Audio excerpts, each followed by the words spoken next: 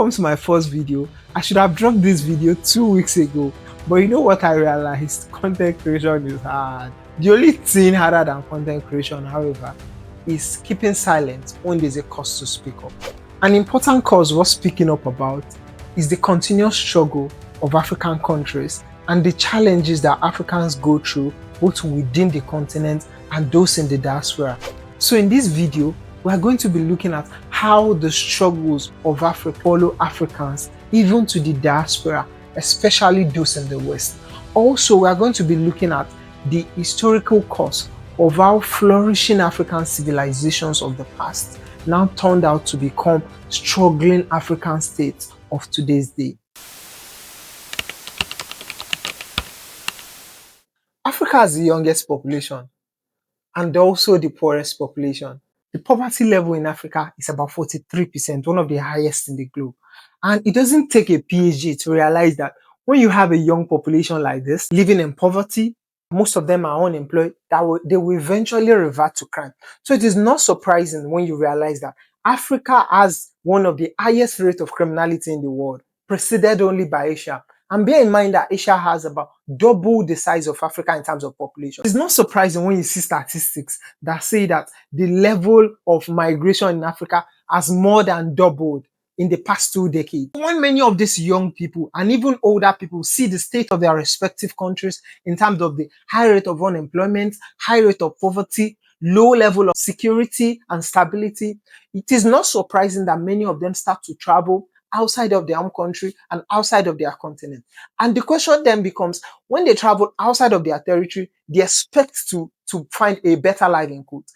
However, the reality is that the state of their country continues to haunt them anywhere they find themselves in the globe. This idea for this video came to mind when I saw in 2024, when there was this pushback against migration in UK, and there was looting, there was arson, there was violence, and similar thing happened in Ireland before then also. Similar pushback against migration, including violence, including arson, and many of this pushback disproportionately affect some people from other parts of the globe. Take, for instance, look at the recent change in policy in the US immigration policy under Donald Trump. You could see something like bans on countries, about 30-something countries, and most of them were Africans. These were not random. They were specifically targeted. And at the same time also, you see something like, okay, reduction in entry period and tightening visa condition from people from some particular country. And as I said earlier, these are not just random, they are specifically targeted. And when I see reasons that was given by the US Department of State, for instance, they spoke about poor security concerns, they spoke about unverified identity documents and things like this. However, the only thing I was saying, we do not respect you. We do not give you regard because of the country, the state of the country where you are coming from. We believe that you have the propensity to stay back. You are desperate. And that is in reality the state of the treatment in which many Africans in diaspora find themselves. Economic migration, unfortunately, I say is one of the saddest realities of present day because it steals one of the most valuable assets any man can have. And if I ask you that, what's the most valuable asset any man can have, what would you say? Different things will come to mind. But I would say that the most valuable asset any man can have is time. And that is why we have sayings like a living dog is better than a dead lion. Simply put, because a living dog has more time and a dead lion has run out of time. So the unit of what a man can achieve or might achieve in his lifetime is embedded within time. So you have migrants from many of these African countries to different parts of the world, Western countries, and they spend years, sometimes decades, trying to stabilize themselves within this country, some changing career paths, some changing courses that they might not otherwise have done when they were in their country, and some even changing countries because of the change in policy in a particular country. They desire, oh, let me go to another country, maybe it might be better, and at the end of the day, they spend years then, let me go to another country, it's not so easy, the policies are not so favorable here, and they do this for years, for decades, who have been separated from family, from friends, from close ties, and these steals, as I said, it takes away years and years from their life, and a chunk of their life is already gone in this process. That's why I said that economic migration is one of the saddest realities that Africans in diaspora or Africans living the continent face. In present day, the Europe, Western world, they appear to be the cradle of today's civilization. And I start to wonder that Has this always been the case that these places were the ideal, they were the center of civilization, and these other places on the globe where people try to travel away from, have they always been like this? In fact, it was the opposite that was the reality in centuries past. The Europe that we know today, from the backdrop of the fall of Roman Empire, they were undeveloped, they were grappling with serious existential and developmental challenges, while on the other hand, the center of world civilization there was the Middle East. The Middle East that today is suffering from instability. They were the cradle of world civilization, while Africa was also not far back. I mean, this raises a huge question because it makes me wonder that how do the lot of countries and continents change? Over centuries, what happens that change the lot and the destinies of group of people? You see, the Europe that we know today that seems to be the El Dorado was not the Europe that was existing in the post-Middle Ages. It was after the fall of the Roman Empire. You see, Europe were grappling with some existential challenges that made it difficult for them to advance. The 100 Years' War between Britain and France. They had the Black Death that wiped out about 50% of their population. They had the Great Famine that wiped out about 10 to 25% of the population. It doesn't take a genius to know that if you are going through challenges like that, your priority will be to stabilize your society, even rather than to develop. You need to stabilize before you develop. I mean, if you look at the Maslow hierarchy of needs, it spoke about basic needs like security, housing, clothing, before psychological needs. And it's very important that to understand that at this time, as post-Middle Ages, after the fall of the Western Roman Empire, this was the state where Europe was. So they were struggling to stabilize, they were struggling to survive. Then the cradle of world civilization at this same time happened to be in the Middle East. Yes, you heard me right. The Middle East. Because it's hard to envision, because if you look at the Middle East today, they are bedeviled with war, with crisis, with instability. But at the time, they were the cradle of world civilization. And before I move further, it just made me realize that, honestly, how the lot and the destiny, the trajectory of a set of people can change. Nothing is set in stone. Anything can change at any time. And it depends on the actions or inaction of a group of people. And you see, people from Europe, they come to the Middle East. They come to read, to witness some of their magnificent building structures. And it's even said that the Gothic building structure in Europe was influenced by those Middle Eastern civilization.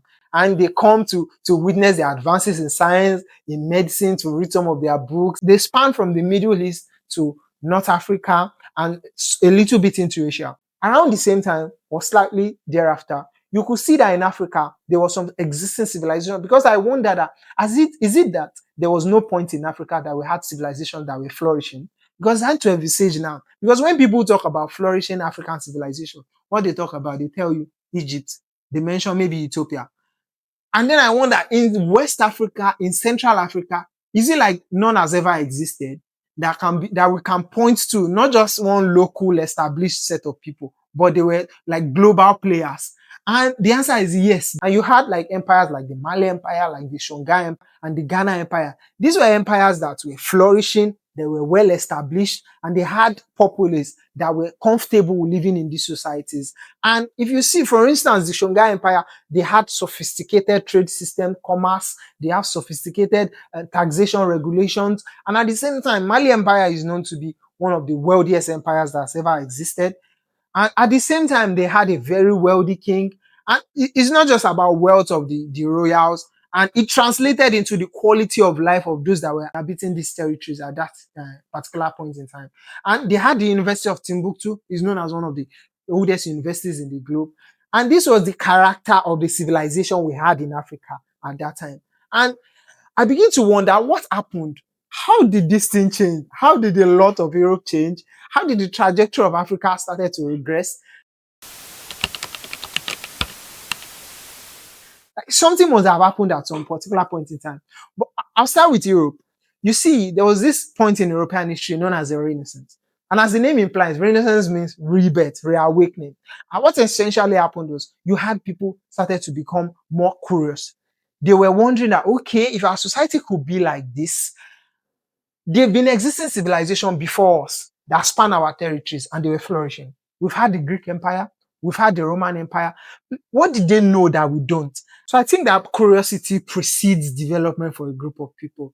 So you see, these people start to wonder that, okay, we need to look into the works of the philosophical works, the literary works, and some of the advances that these people have made, the empires that were existing before us. And this was the foundation.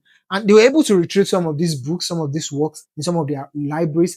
But because they've survived wars, they've survived disaster, they survived diseases, they couldn't retrieve as much as they wanted. So they had to look into the Middle East, and some of these works were preserved by some of these libraries and infrastructures in the Middle Eastern civilizations. And just there they were able to glean from some of them, and the ones they were able to preserve, and they started to lay the groundwork for what is known in European history as the Enlightenment.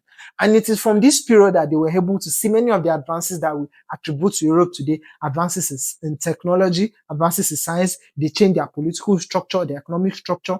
So for instance, they started to see discoveries like innovations like the printing press. They transited from feudal system of government to a much more free market-based system of government. So many of the things we see and we easily attribute to Europe today started to emerge. You had the Glorious Revolution in Britain where they said, oh no, the crown is too powerful. We can't have power in just one person because power corrupts and absolute power corrupts absolute. So we need to have something like the parliament. It didn't just happen one day. Over time, over the course of decades, centuries, they decided to take away power. The crown started to become weaker, and the parliament, which was representative of the people, started to become stronger. Similar thing happened in the US. That was around 1776 when they gained their independence. The colonies, certain colonies decided to say, okay, we need a more representative form of government. You see, these were like groundwork foundations, important foundations that were laid in that period in their history that led to the Europe and the West that we know today.